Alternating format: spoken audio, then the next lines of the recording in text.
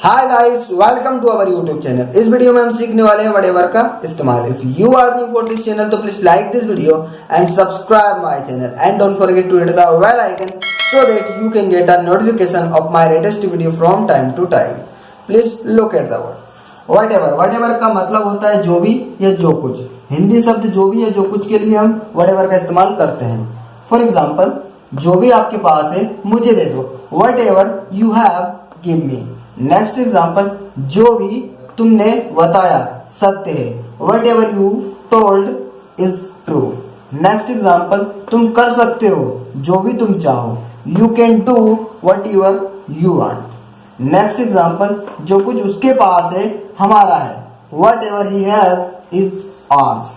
Next example, तुम जो भी कहो वह उससे शादी करके ही रहेगा। Whatever you say he will marry her. इस प्रकार के वाक्यों को हम whatever की मदद से बनाते हैं। अगर आपको ये वीडियो पसंद आई हो तो लाइक करें और सब्सक्राइब करें इस चैनल को।